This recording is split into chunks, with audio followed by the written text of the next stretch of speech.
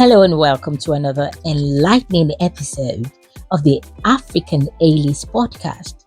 I'm your host, Peace George, and today we delve into a topic that's not just a news headline, but an issue of identity, education, and the future of our African children.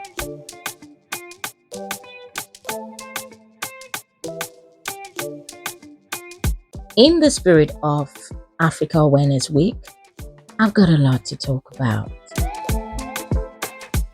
It's the story of young Dario George. Young Dario George is a student, a black student, who was suspended over his dreadlocks in a Texas high school.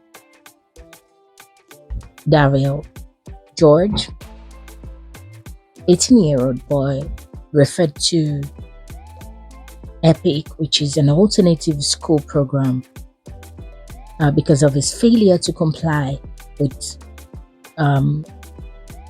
some classroom regulations, they say, including a violation of the grooming policy.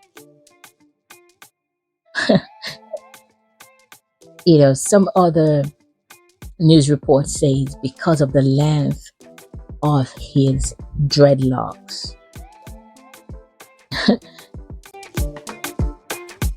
It's not just a story about a school policy. It's about our identity as Africans, our hair, our heritage, and the future of our children are all at stake here. You see, Dario's story isn't an isolated incident. No, not at all. It's part of a larger problem, one where African children are being told that their natural hair is a problem. But let me tell you something. Our hair is not just a part of our physical appearance. It's part of our identity. A tree, they say, without its root is just a piece of wood. Our hair, whether it's in braids, locks, or an afro, connects us to our roots, our heritage, and our history. It's a symbol of our resilience, our creativity, and our identity as Africans.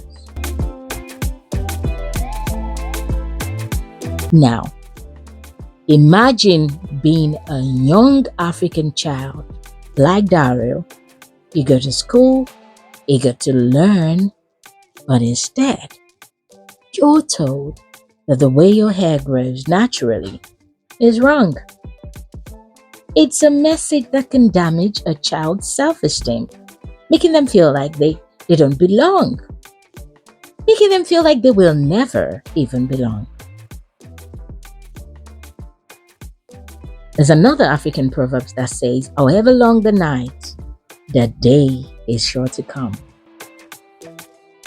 Our children need to know. They need to know that their hair is beautiful, just as they are. We should be teaching them to embrace their heritage with pride.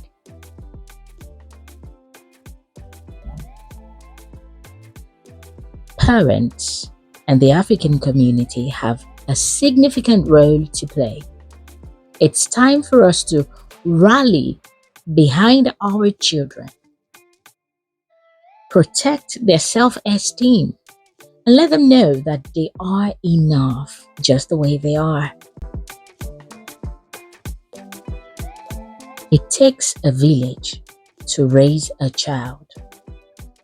So we must support organizations advocating for change in these discriminatory policies. Let's be the voice that our children need.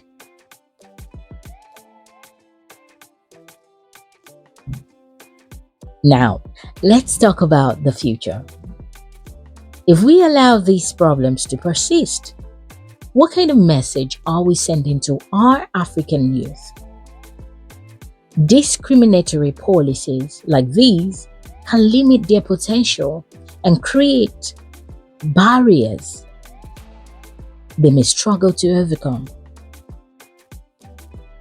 Kwame Nkrumah says, and I quote, "I am not African because I was born in Africa, but because Africa was born in me."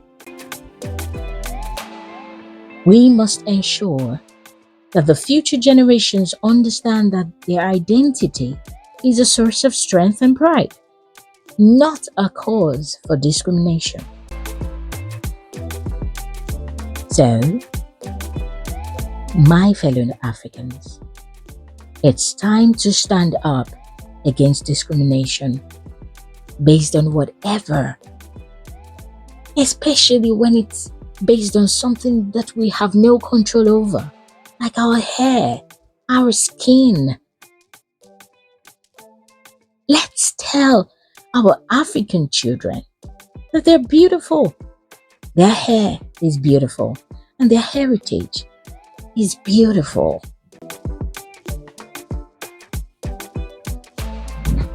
Let's make people aware that we may look different, but this is who we are.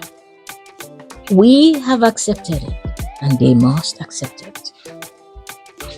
We are Africans, and we are amazing.